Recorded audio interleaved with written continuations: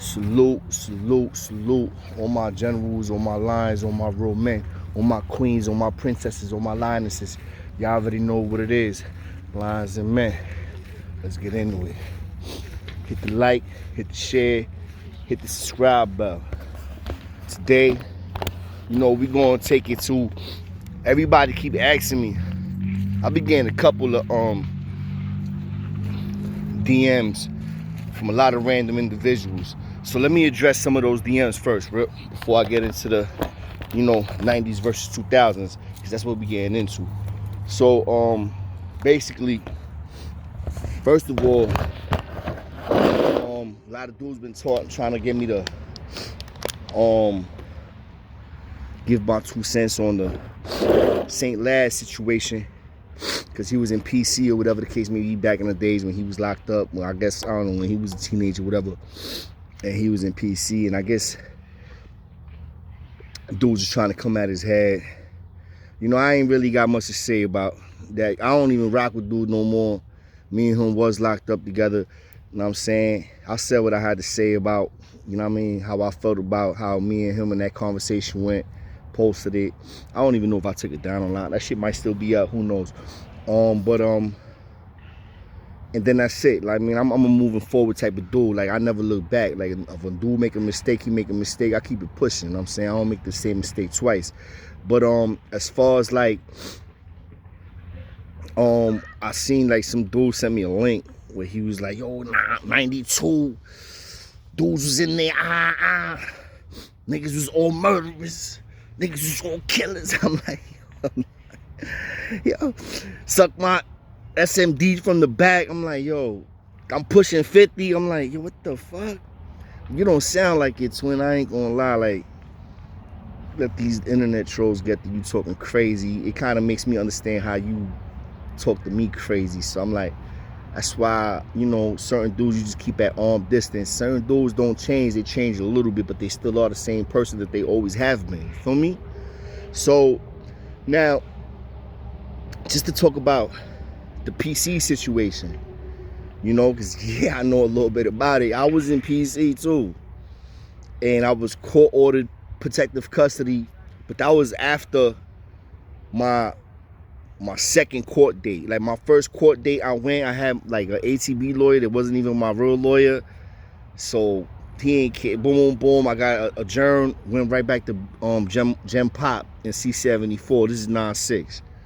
This nigga said 9-2. That's how I know he got me by years. He's definitely, older than me. Because 9-2, I know it was popping crazy, because I'm going to tell you how it was popping crazy, and I have told you how it was popping crazy in 9-6. And when I was in Mar 8 and I heard him say 9-3, I think Mar 7 turned to Mar 8 and 9-3. And then from 9-3 all the way to like 9-7, it was Mar 8. And I was there 9-6. And like I said, it was court mandated because the case that I caught in 1995, I was a juvenile. So they sent me I got sentenced to 18 months in a juvenile detention facility. While I was in that juvenile detention facility, I escaped. I absconded. I ran away. I jumped the wall. I was out. And I only had like around 10 months in at the time. And then while I was on the run for that escape, I'm on the block, I ended up getting booked for a whole nother case and a whole nother charge in 9-6. So I was home. I escaped for maybe 3 months, 4 months. And then I got locked up. Now, I still owe the Department of Juvenile Detention Facility, Lincoln Hall Correctional is where I was at. I still owe them the rest of my time. So when I get locked up, my first court date, it didn't pop up immediately, right? So I was in general population for a minute, and I experienced Gem Pop and all that, and I went through the Gem Pop phase. And then, the next court date, my lawyer, he's like, yo, my client has a warrant for bond from Lincoln Hall. He still owes them approximately this amount of time, this and that and the third. And I'm looking at him, and I request that he get put under protective custody. I'm like, what the fuck is you doing? So I'm like, because I liked it, the house that I was at. I'm like, yo, what you doing? He's like, yo, I have to put you in protective custody because if anything happens to you, you basically still are property of the facility that I escaped. However that makes sense, I don't know. But that's basically what the lawyer is telling me. So I'm like, all right. I'm like, what?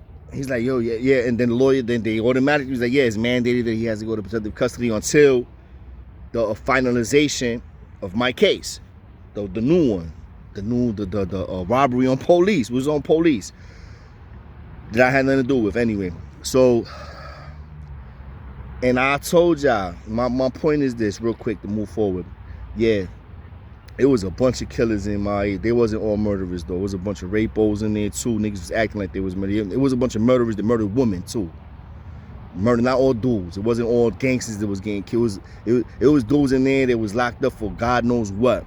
But yeah, dudes was on they shit. I already told y'all about the knockout parties. I already told y'all about the extortion games. Most of that shit I learned from Mile 8, and I was in PC because I ended up getting out of it. So I guess at the end of the topic, I would say is like, you can only be in PC for long if you don't want to be in there, if you're not mandated to be in there. I was mandated to be in there, so I had to stay in that bitch until I beat my case. And then when I beat my case, they sent my ass straight back to Spofford and released me from Spofford. Check that shit out. So I hear what Laz is saying and all that, but like, if you went, I don't know if you went upstate from PC and all that, but you know, I don't know why he was in PC, high class. That means this case had to be super high profile, and that means IPC, involuntary protective custody.